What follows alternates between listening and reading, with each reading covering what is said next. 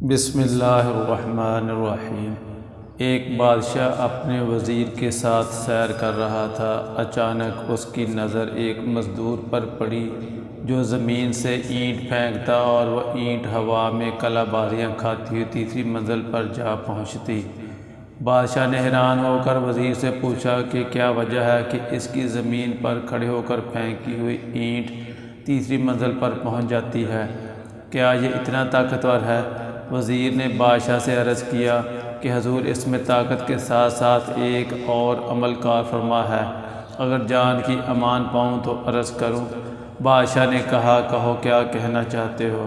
وزیر نے کہا، بادشاہ سلامت، ضرور اس کی گھریلو زندگی بہت اچھی گزر رہی ہوگی، اسے گھر کی طرف سے کوئی پریشانی لاحق نہیں ہوگی، اسی وجہ سے اس کی اینٹ تیسری منزل پر پہنچ جاتی ہے۔ بادشاہ نے کہا کہ تحقیق کی جائے۔ وزیر نے کہا، جی حضور۔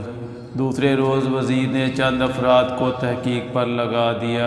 ایک ہفتہ کے بعد ان افراد نے رپورٹ پیش کی کہ اس مزدور کی بیوی شام ہوتے ہی اپنے شوہر کے انتظار میں بیٹھی رہتی ہے۔ جیسے ہی وہ شخص گھر میں قدم رکھتا ہے، اس کی بیوی نہانے کے لیے فوراً پانی کی بالٹی اور نئے کپڑے رکھتی ہے۔ مزدور جیسے ہی نہانے سے فارغ ہوتا ہے، یہ اس کے لیے کھانا لگاتی ہے۔ کھانا کمال احتیاط سے پکاتی ہے، نمک، مرچ اور مسالہ جات کے تناسب کا خاص خیال رکھتی ہے۔ کھانے سے فارغ ہونے کے بعد لیٹنے کے لیے بستر لگاتی ہے۔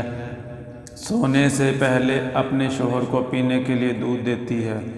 کسی پریشانی کا ذکر نہیں کرتی اور صبر سے کام لیتی ہے۔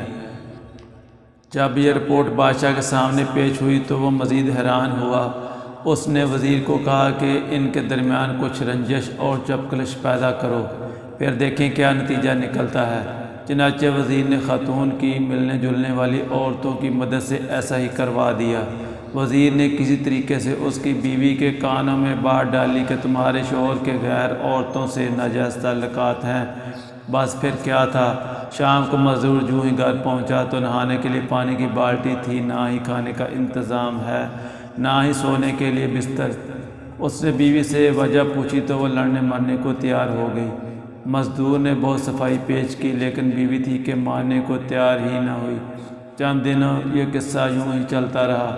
ایک دن وزیر نے بادشاہ کو کہا، بادشاہ سلامت، ہم سیر پر چلتے ہیں اور اس مزدور کی حالت دیکھتے ہیں۔ بادشاہ وزیر سمیت سیر پر نکلا اور اسی مزدور کے پاس پہنچے تو کیا دیکھتے ہیں کہ مزدور لاکھ کوشش کرتا ہے لیکن اینٹ پہلی منزل سے اوپر نہیں جاتی تھی۔ بادشاہ وزیر کی فہم و فراست کو مان گیا اور اسے یقین ہو گیا کہ اینٹ کو تیسری منزل پر طاقت نہیں بلکہ انسان کی خوشگوار زندگی پہنچاتی ہے۔